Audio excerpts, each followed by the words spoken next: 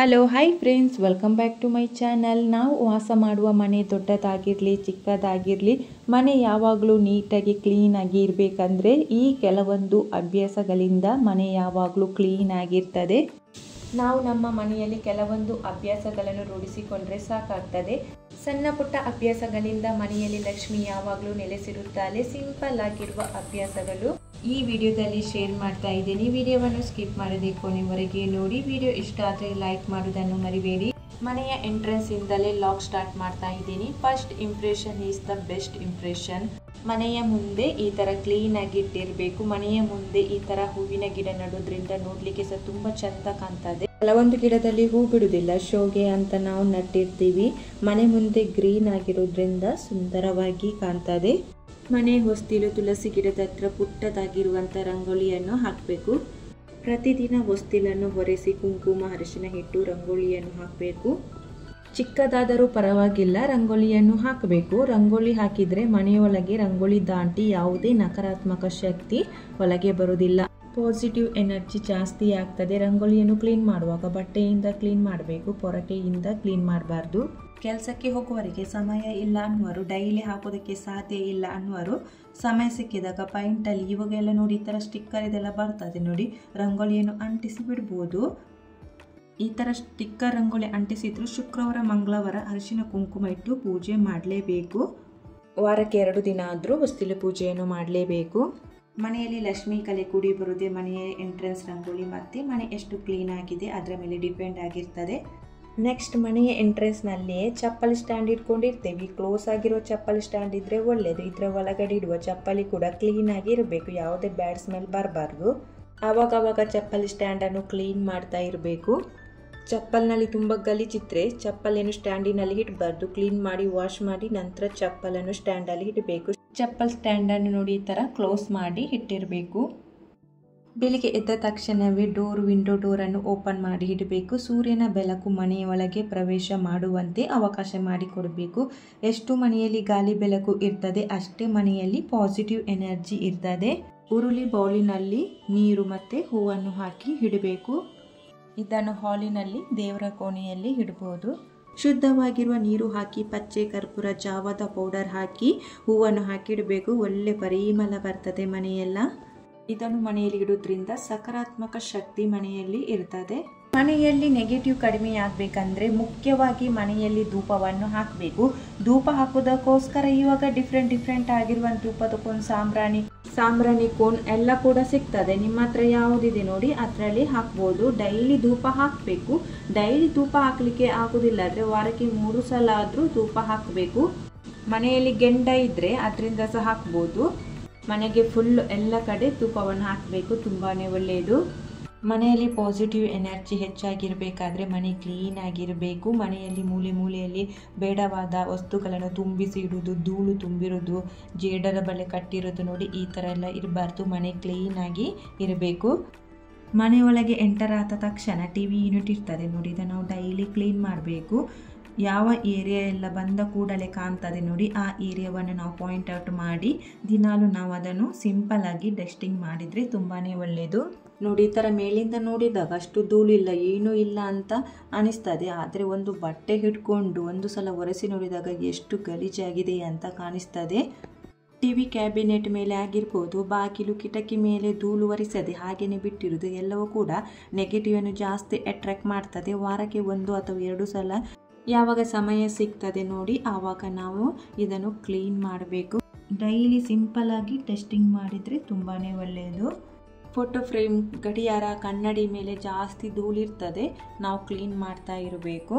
ಕಿಟಕಿಯನ್ನು ಓಪನ್ ಮಾಡಿ ಇಟ್ಟಿರ್ತೀವಿ, ಕಿಟಕಿಯಲ್ಲಿ ಸಹ ತುಂಬಾ ಧೂಳಿರ್ತದೆ, ಕಿಟಕಿಯನ್ನು ಸಹ ಕ್ಲೀನ್ ಮಾಡಬೇಕು. ಡೈಲಿ ಕಿಟಕಿ ಕ್ಲೀನ್ ಮಾಡಲಿಕ್ಕೆ ಆಗೋದಿಲ್ಲ ಆದರೆ ವಾರದಲ್ಲಿ 2 ಅಥವಾ 1 ಸಲ ಆದರೂ ಕಿಟಕಿಯನ್ನು ಕ್ಲೀನ್ ಮಾಡಬೇಕು. ನೆಕ್ಸ್ಟ್, ಅಡುಗೆ ಮನೆ ಮೈನ್ ಅಂತಲೇ ಹೇಳ್ಬೋದು. ನೋಡಿ ಇದನ್ನು ಕ್ಲೀನಾಗಿ ಇಟ್ಟಿರಬೇಕು. ನೈಟ್ ಸಿಂಕಿನಲ್ಲಿ ಪಾತ್ರೆನೆಲ್ಲ ಇಟ್ಟು ಹಾಗೆಯೇ ಮಲಗಬಾರ್ದು. ಪಾತ್ರೆ ಎಲ್ಲ ನೈಟ್ ಕ್ಲೀನ್ ಮಾಡಿ ವಾಶ್ ಮಾಡಿ ನೀರೆಲ್ಲ ಡ್ರೈ ಆದ ನಂತರ ಅದೇ ಪ್ಲೇಸಿನಲ್ಲಿ ಪಾತ್ರೆ ನೋಡಿ ಆರ್ಗನೈಸ್ ಮಾಡಿ ಇಡಬೇಕು. ಸಿಂಕನ್ನು ಸಹ ನೈಟ್ ಕ್ಲೀನ್ ಮಾಡಿ ವಾಶ್ ಮಾಡಿ ಇಡಬೇಕು. ನೈಟ್ ಕಿಚನನ್ನು ಕ್ಲೀನ್ ಮಾಡಿಡೋದ್ರಿಂದ ಬೆಳಿಗ್ಗೆ ಎದ್ದ ತಕ್ಷಣವೇ ಕಿಚನ್ ಕ್ಲೀನ್ ಆಗಿರ್ತದೆ, ಅಡುಗೆ ಮಾಡಲಿಕ್ಕೆ ಸಹ ಖುಷಿ ಆಗ್ತದೆ. ನೋಡಿ, ಫುಲ್ಲು ನೈಟ್ ಮಲಗಬೇಕಾದ್ರೆ ನಾನು ಫುಲ್ಲು ಕಿಚನನ್ನು ಕ್ಲೀನ್ ಮಾಡಿ ಇಟ್ಟಿರ್ತೀನಿ. ರಾತ್ರಿ ಪಾತ್ರೆಯಲ್ಲಿರುವಂಥ ಆಹಾರವನ್ನು ಪೂರ್ತಿಯಾಗಿ ಖಾಲಿ ಮಾಡಬಾರ್ದು, ಸ್ವಲ್ಪವಾದರೂ ಆಹಾರವನ್ನು ಉಳಿಸಿ ಮಲಗಬೇಕು. ಏಕೆಂದರೆ ಲಕ್ಷ್ಮೀ ಸ್ವರೂಪವಾಗಿರೋದ್ರಿಂದ ಆಹಾರ ಸ್ವಲ್ಪನಾದರೂ ಉಳಿಸಿ ಮಲಗಬೇಕು, ಪೂರ್ತಿಯಾಗಿ ಖಾಲಿ ಮಾಡಬಾರ್ದು. ಉಪ್ಪಿನ ಡಬ್ಬ ಖಾಲಿ ಇಡಬಾರ್ದು, ಉಪ್ಪಿನ ಡಬ್ಬದಲ್ಲಿ ಉಪ್ಪು ಖಾಲಿಯಾಗದಂತೆ ನೋಡ್ಕೊಳ್ಬೇಕು. ಕಿಚನಿನಲ್ಲಿ ಅರಿಶಿನ ಮತ್ತು ಉಪ್ಪನ್ನು ಒಟ್ಟಿಗೆ ಇಡಬಾರ್ದು. ಉಪ್ಪನ್ನು ಗಾಜಿನ ಜಾರ್ ಅಥವಾ ಪಿಂಗಾಣಿ ಜಾರ್ನಲ್ಲಿ ಹಾಕಿಡಬೇಕು. ಯಾವಾಗಲೂ ಸಹ ಸಿಂಕನ್ನು ಕ್ಲೀನಾಗಿ ಇಟ್ಟಿರಬೇಕು. ಕಿಚನ್ ಕೌಂಟರ್ ಟಾಪನ್ನು ಸಹ ಕ್ಲೀನಾಗಿ ಇಟ್ಟಿರಬೇಕು. ಅಡುಗೆಯಾದ ತಕ್ಷಣ ಕ್ಲೀನಾಗಿ ಒರೆಸಿಡಬೇಕು. ಅಡುಗೆ ಮಾಡುವಾಗ ತರಕಾರಿಯನ್ನು ಕಟ್ ಮಾಡ್ತೀವಿ, ಸಿಪ್ಪೆಯನ್ನು ಅಲ್ಲಿ ಇಲ್ಲಿ ಬಿಸಾಡಬಾರ್ದು, ಡಸ್ಟ್ಬಿನ್ನಲ್ಲಿ ಹಾಕಬೇಕು. ತರಕಾರಿಯನ್ನು ಕಟ್ ಮಾಡಿದ ನಂತರ ಚಾಕು, ಕಟ್ಟಿಂಗ್ ಬೋರ್ಡನ್ನು ಕ್ಲೀನಾಗಿ ವಾಶ್ ಮಾಡಿ ಇಡಬೇಕು. ತುಂಬ ದಿನ ಬಾಳಿಕೆ ಬರ್ತದೆ. ಅಡುಗೆ ಆದ ತಕ್ಷಣ ಸ್ಟವ್ ಅನ್ನು ಬಟ್ಟೆಯಿಂದ ಕ್ಲೀನ್ ಮಾಡಿ ಒರೆಸಿಡಬೇಕು. ಸ್ಟವ್ ಕ್ಲೀನ್ ಆಗಿರ್ತದೆ. ಅಡುಗೆ ಮನೆ ಕ್ಲೀನಾಗಿ ಕಾಣಬೇಕಂದ್ರೆ ಕೌಂಟರ್ ಟಾಪನ್ನು ಕ್ಲೀನಾಗಿ ಇಟ್ಟಿರಬೇಕು. ನೆಕ್ಸ್ಟ್ ವಾರ್ಡ್ರೋಬಲ್ಲಿ ಬಟ್ಟೆಯನ್ನು ಜೋಡಿಸಿ ಇಡಬೇಕು. ವಾರ್ಡ್ರೋಬನ್ನು ಯಾರು ನೋಡ್ತಾರೆ ಅಂತ ಒಟ್ರಾಸಿ ಬಟ್ಟೆಯನ್ನು ಇಡುವುದಲ್ಲ. ನೋಡಿ, ಈ ಥರ ಬಟ್ಟೆಯನ್ನು ಕ್ಲೀನಾಗಿ ಜೋಡಿಸಿ ಆರ್ಗನೈಸ್ ಮಾಡಿ ಇಡೋದ್ರಿಂದ ನಮಗೆ ಬೇಕಾಗಿರುವಂಥ ಬಟ್ಟೆ ಎಲ್ಲ ಬೇಗನೆ ಸಿಗ್ತದೆ. ವಾರ್ಡ್ರೋಬ್ ಓಪನ್ ಮಾಡಿದಾಗ ನೋಡಲಿಕ್ಕೆ ಸಹ ಚೆಂದ ಕಾಣ್ತದೆ ಆರ್ಗನೈಸ್ ಮಾಡಿ ಇಡೋದ್ರಿಂದ. ನೆಕ್ಸ್ಟ್ ನೋಡಿ, ಈ ಥರ ಬಕೆಟನ್ನು ಇಟ್ಟಿರಬೇಕು. ವಾಶ್ ಮಾಡದೇ ಇರುವಂಥ ಬಟ್ಟೆಯನ್ನು ಬಕೆಟಿನಲ್ಲಿ ಹಾಕಬೇಕು. ವೇರ್ ಮಾಡಿರುವಂಥ ಬಟ್ಟೆಯನ್ನು ಅಲ್ಲಿ ಇಲ್ಲಿ ಬಿಸಾಡೋದಕ್ಕಿಂತ ನೋಡಿ, ಈ ಥರ ಬಕೆಟ್ ಎಲ್ಲ ಸಿಗ್ತದೆ ನೋಡಿ, ಈ ಥರ ಬಕೆಟಿನಲ್ಲಿ ಹಾಕಿಡಬೇಕು. ಬಟ್ಟೆಗಳನ್ನು ವಾಶ್ ಮಾಡದೆ ಜಾಸ್ತಿ ದಿನ ಹಾಗೇನೆ ಇಡಬಾರ್ದು. ಹಾಗೇನೆ ಇಟ್ಟರೂ ಕೂಡ ನೆಗೆಟಿವ್ ಜಾಸ್ತಿ ಆಗ್ತಾ ಹೋಗ್ತದೆ. 2 ದಿನ ಜಾಸ್ತಿ ಬಟ್ಟೆಯನ್ನು ಇಡಬಾರ್ದು. ಡೈಲಿ ಬಟ್ಟೆಯನ್ನು ವಾಶ್ ಮಾಡಬೇಕು. ನೆಕ್ಸ್ಟ್ ಬೆಳಿಗ್ಗೆ ಎದ್ದ ತಕ್ಷಣವೇ ಬೆಡ್ಡನ್ನು ಕ್ಲೀನ್ ಮಾಡಿ ಇಟ್ಟಿರಬೇಕು. ನೋಡಲಿಕ್ಕೆ ಸಹ ತುಂಬ ಚೆಂದ ಕಾಣ್ತದೆ, ಕ್ಲೀನ್ ಆಗಿರ್ತದೆ. ಬೆಡ್ಶೀಟನ್ನು ವಾರಕ್ಕೆ 2 ಸಲ ಚೇಂಜ್ ಮಾಡಬೇಕು. ವಾರಕ್ಕೆ 2 ಸಲ ಚೇಂಜ್ ಮಾಡೋದ್ರಿಂದ ಮನೆಯಲ್ಲಿ ಪಾಸಿಟಿವ್ ವಾತಾವರಣ ಸೃಷ್ಟಿಯಾಗ್ತದೆ. ಮನೆಯನ್ನು ಯಾವುದು ಸಹ ಕ್ಲೀನಾಗಿ ಇಟ್ಟಿರಬೇಕು. ಬೆಡ್ರೂಮ್, ಕಿಚನ್ ಆಗಿರ್ಬೋದು, ಹಾಲ್ ಆಗಿರ್ಬೋದು, ಫುಲ್ಲು ಕ್ಲೀನಾಗಿ ಇಟ್ಟಿರಬೇಕು. ಮನೆಯಲ್ಲಿ ಲಕ್ಷ್ಮೀ ಕಲೆ ಇರಬೇಕಾದ್ರೆ ಮನೆಯನ್ನು ಕ್ಲೀನಾಗಿ ಇಟ್ಟಿರಬೇಕು. ಮನೆಯನ್ನು ಎಷ್ಟು ಕ್ಲೀನಾಗಿ ಇಟ್ಕೊಂಡಿರ್ತೀವಿ, ಲಕ್ಷ್ಮೀ ದೇವಿಯು ಮನೆಯಲ್ಲಿ ಇರುತ್ತಾರೆ. ಮನೆ ಕ್ಲೀನಾಗಿರೋದ್ರಿಂದ ನಮ್ಮ ಹೆಲ್ತ್ ಸಹ ಹೆಲ್ತಿಯಾಗಿರ್ತದೆ. ವಾಶ್ ಮಾಡಿ ಒಣಗಿರುವಂಥ ಬಟ್ಟೆಗಳನ್ನು ಅಲ್ಲಿ ಇಲ್ಲಿ ರಾಶಿ ಹಾಕಿ ಇಡಬಾರ್ದು. ಬೆಡ್ ಮೇಲೆ ಎಲ್ಲ ಇದನ್ನು ಫೋಲ್ಡ್ ಮಾಡಿ ಅದೇ ಪ್ಲೇಸಿನಲ್ಲಿ ಇಡಬೇಕು.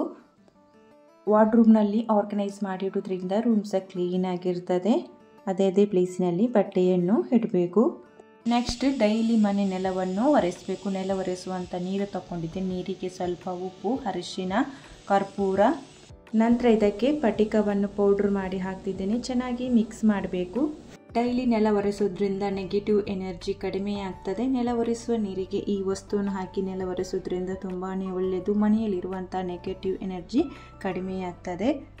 ನೆಕ್ಸ್ಟ್ ವಾಶ್ರೂಮ್ ಡೋರನ್ನು ಓಪನ್ ಮಾಡಿ ಇಟ್ಟಿರಬಾರದು, ಕ್ಲೋಸ್ ಮಾಡಿಯೇ ಇಟ್ಟಿರಬೇಕು.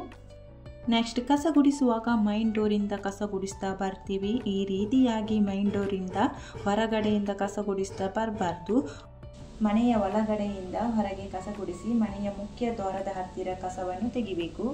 ನೆಕ್ಸ್ಟ್ ಪೊರಕೆಯನ್ನು ಲಕ್ಷ್ಮೀ ಸ್ವರೂಪ ಅಂತ ಹೇಳ್ತೀವಿ. ಬೆಳಿಗ್ಗೆ, ಮಧ್ಯಾಹ್ನ, ಸಂಜೆ ಕಸ ಗುಡಿಸ್ತೀವಿ. ಸಂಜೆ ಸೂರ್ಯ ಮುಳುಗಿದ ನಂತರ ಮನೆ ಕಸ ಗುಡಿಸಬಾರ್ದು. ಮನೆಯಲ್ಲಿ ದೀಪ ಹಚ್ಚಿದ ನಂತರ ಯಾವುದೇ ಕಾರಣಕ್ಕೂ ಕಸ ಗುಡಿಸಬಾರ್ದು ಅಂತ ಹಿರಿಯರು ಯಾಕೆ ಹೇಳ್ತಾರೆ ಅಂದರೆ, ಆ ಸಂದರ್ಭದಲ್ಲಿ ಮನೆಗೆ ಸಾಕ್ಷಾತ್ ಲಕ್ಷ್ಮಿಯ ಪ್ರವೇಶವಾಗುತ್ತದೆ ಎಂಬ ನಂಬಿಕೆ ಇದೆ. ಆ ಸಮಯದಲ್ಲಿ ಪೊರಕೆಯಿಂದ ಕಸ ಗುಡಿಸುವುದರಿಂದ ಲಕ್ಷ್ಮಿಯ ಕಟಾಕ್ಷ ದೊರೆಯುವುದಿಲ್ಲ ಅಂತ ಹಿರಿಯರು ಹೇಳುತ್ತಾರೆ. ಪೊರಕೆಯನ್ನು ಕಾಲಿಂದ ತುಳಿಯಬಾರದು. ಯಾವುದೇ ಪ್ರಾಣಿ ಪಕ್ಷಿಗೆ ಪೊರಕೆಯಿಂದ ಹೊಡಿಬಾರ್ದು. ಇವತ್ತಿನ ವಿಡಿಯೋ ಇಷ್ಟ ಆದರೆ ಲೈಕ್ ಮಾಡಿ. ಚಾನಲನ್ನು ಸಬ್ಸ್ಕ್ರೈಬ್ ಮಾಡದೆ ನೋಡ್ತಿದ್ರೆ ಸಬ್ಸ್ಕ್ರೈಬ್ ಮಾಡಿ. Thank you for watching.